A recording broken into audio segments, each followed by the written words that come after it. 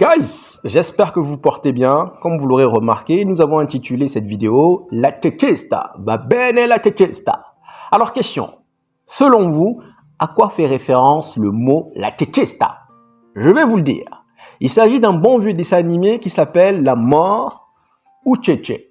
Ceux qui connaissent, tant mieux. Ceux qui ne connaissent pas, je vous invite à aller regarder sur YouTube. Je vous garantis que vous allez apprécier. Donc on demanda à un bon petit gars, est-ce qu'il préférait la mort ou Tchétché? Ne sachant pas de quoi il s'agit, il demanda gentiment « C'est quoi Tchétché ?» On lui répondit « Tchétché, c'est être Tchétché ». On vous pose la question, vous avez le choix entre la mort et quelque chose que vous ne connaissez pas. Généralement, vous vous dites que la mort, c'est le cas ultime. Donc généralement, vous allez plus opter sur quelque chose que vous ne connaissez pas. Malheureusement pour lui, il dit « Tchétché alors ?» Et là, on voit le sourire. Donc Tchétché, guys, fait référence au film d'horreur qui risque de se produire dimanche après-midi en film. Le second, ayant vu ce qui est arrivé au premier, on lui posait la même question, la mort ou Tchétché? Bien évidemment, il dit la mort, please. On lui dit d'accord, mais d'abord, Tchétché. Donc, guys, sincèrement, histoire de détendre l'atmosphère, nous allons de ce pas décortiquer ensemble les deux conférences de presse, celle d'Arne Slot et de Rubena Rubena, et revenir également sur l'actualité du club. C'est parti.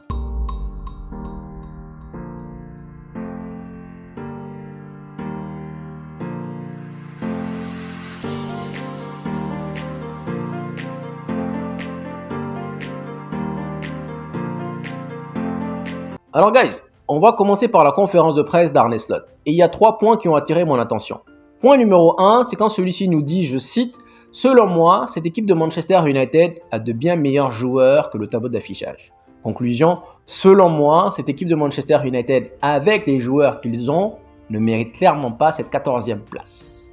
Pourquoi cette phrase est importante? Parce qu'on se rappelle tous, à son arrivée, ce même Arne Slot nous avait dit « Selon moi, cette équipe de Liverpool peut compétir pour le titre et je n'ai pas nécessairement besoin d'un transfert majeur. » Résultat des courses, sans mercato, Liverpool se retrouve premier en Première Ligue et également premier en Ligue des Champions.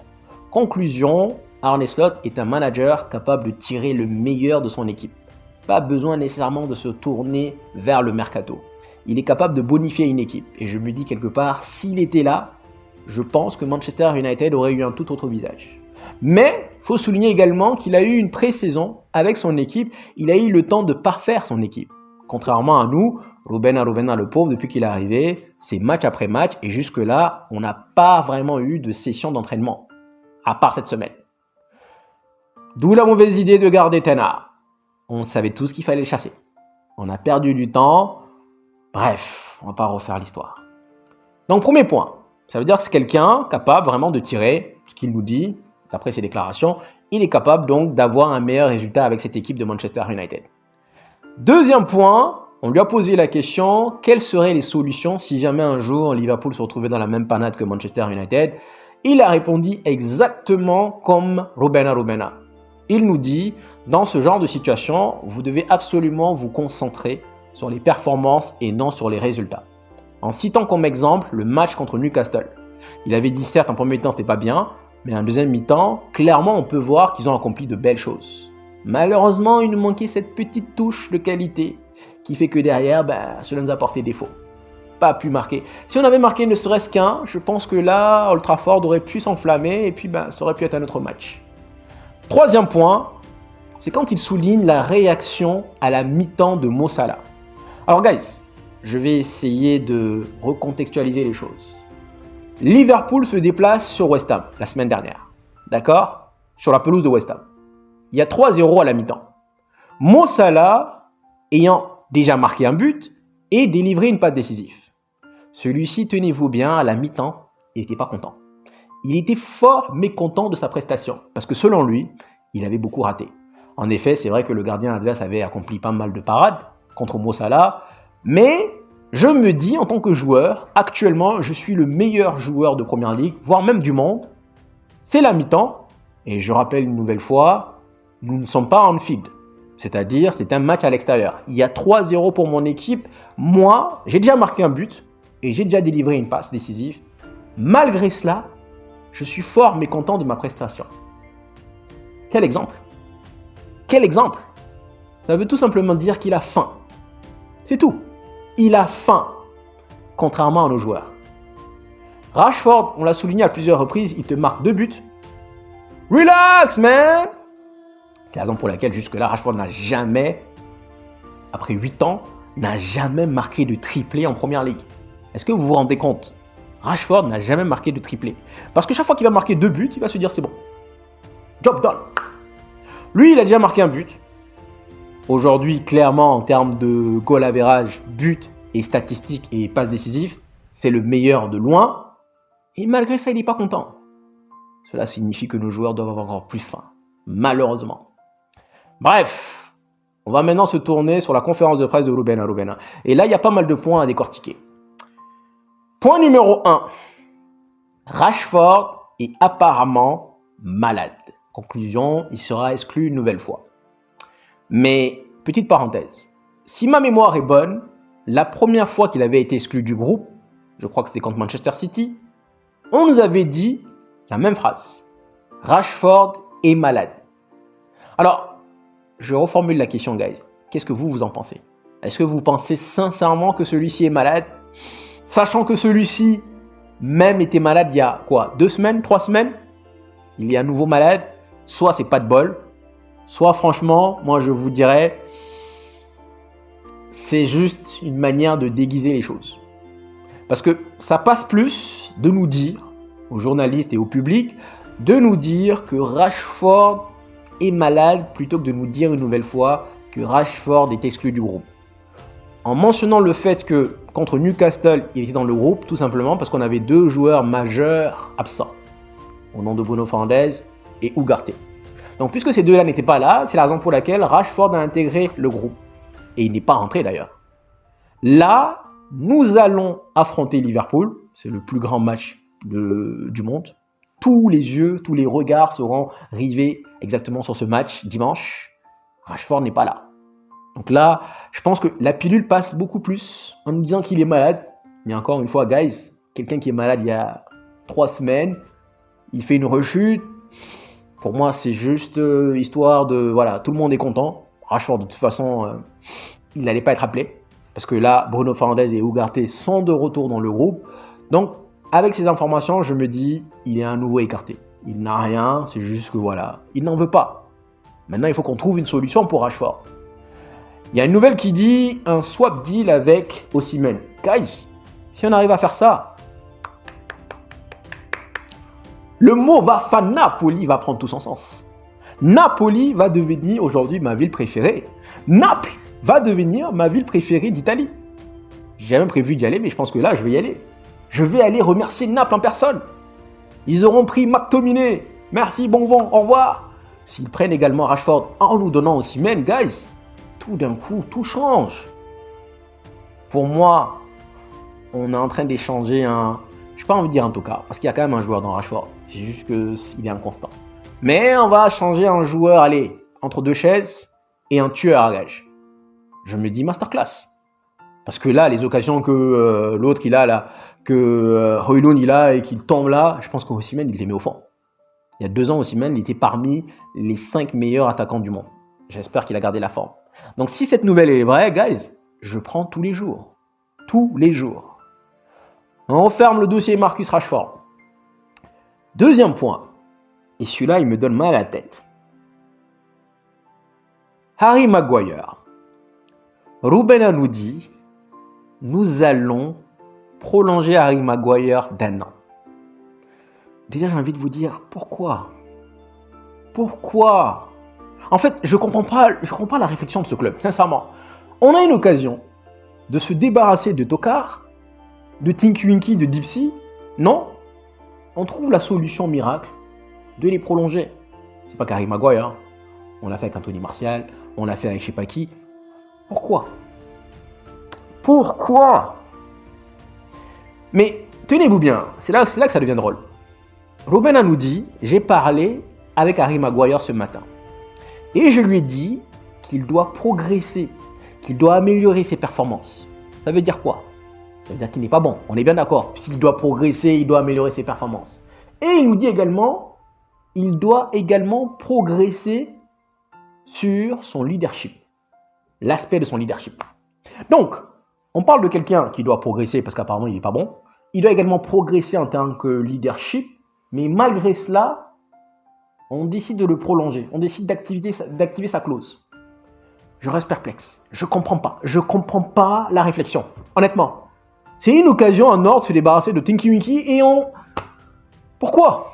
J'ai envie de dire pourquoi? Donc là, on le garde une année supplémentaire en sachant qu'il n'est pas bon, il n'est pas un leader et il nous dit on a besoin de plus de leaders. C'est un leader, mais il doit progresser dans ce sens-là. Un leader comment? La dernière fois contre Newcastle, je l'ai déjà dit, c'était lui le défenseur central. C'est lui qui est au milieu. Les gens ont tapé sur Martinez, mais je suis désolé, c'est lui qui doit être là-bas. Martinez, il a quitté son poste pour venir. Et en plus, Martinez est tout petit.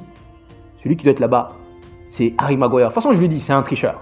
Et ça, j'ai remarqué depuis le temps de Olé. Dès qu'il y a un long ballon, quand il est sûr d'aller l'avoir, il va la chercher. Sinon, il laisse se débrouiller Lindelof et derrière, on va dire que, ouais, ben voilà, c'est Lindelof qui est mauvais. Mais c'est toi le grand! Honnêtement, je comprends pas la réflexion. Ça, je me dis, mais pourquoi? Pourquoi? Il doit progresser.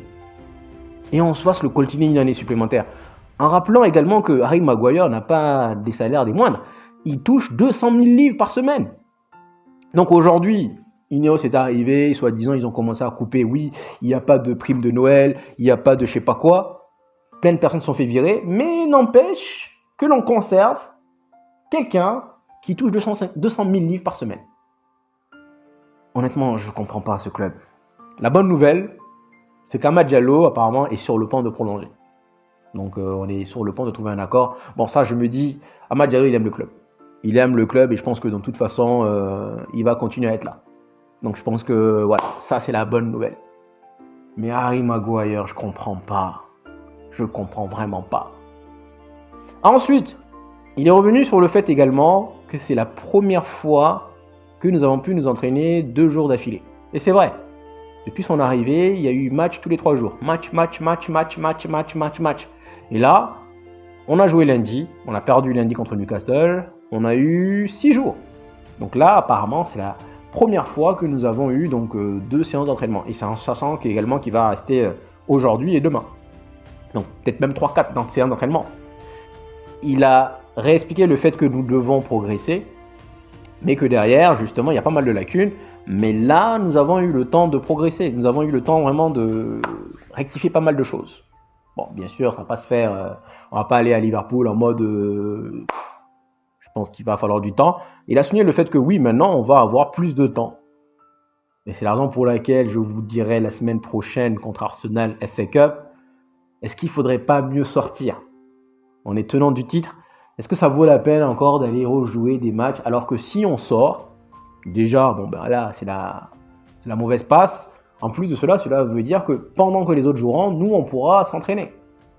Et c'est clairement ce qui manque à Ruben Arubena. Contrairement à Slot qui a eu le temps de parfaire son équipe, Ruben Arubena, ben malheureusement pour lui, non. Donc, guys, 14e, c'est pas simple. Mais franchement, moi, la nouvelle d'Harry Maguire, je comprends pas en fait. J'ai pas envie de vous dire ça me dégoûte, mais c'est que je ne comprends pas la réflexion. Je ne comprends pas. Amad Diallo, pour moi, c'est logique, oui. Mais Maguire, pourquoi? Parce que là, activer l'année qui lui reste, cela voudrait dire qu'il touche encore 200 000 livres. Bref. Guys, on va faire le preview demain, probablement. Je vais vous donner mon équipe type avec laquelle moi je partirai. Malheureusement, je ne pense pas qu'il ira avec. Et je vous dirai probablement l'équipe qui va aligner. Donc on va parler de ça demain et on parlera également de pronostics. Donc, petite parenthèse, j'ai vu un fan de Liverpool pronostiquer 12-2. Ils sont tout contents, c'est bien. Le vent change, la roue tourne. On espère simplement que la roue tourne, finira par tourner. Mais ce qui me fait mal dans cette histoire, vous savez ce que c'est? C'est que malgré notre apogée, jamais on est venu infliger une lourde défaite à Liverpool. Je me rappelle notamment en 2009 d'un sanglant 4-1 à Old Trafford. Vidic qui se fait exclure. 4-1. On les a jamais. Ça veut dire que Liverpool a été une équipe pendant longtemps. Ils ont fait 30 ans sans gagner la première ligue. Mais n'empêche que pendant 30 ans, on ne leur a jamais collé des scores sévères. Je crois que le maximum qu'on ait fait, c'est 3-0.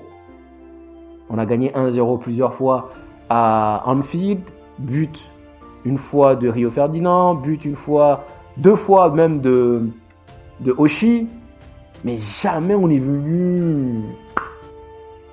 Bref, guys, tout à l'heure je vous ai dit la Kekista, mais honnêtement, je pense qu'on va perdre, et ça on va en parler demain, mais je ne pense pas que ça va être aussi lourd que les gens pensent. Je pense qu'il y aura une certaine réaction. Et comme Ruben l'a souligné, il va falloir se concentrer à ne pas reproduire les mêmes 15 minutes que nous avons effectuées contre Newcastle. Ça, c'est son travail. Il va falloir être plus concentré, plus focalisé. Donc, par rapport à cela, guys, merci d'être venus jusqu'ici et je vous dis donc à la prochaine. Ciao, ciao.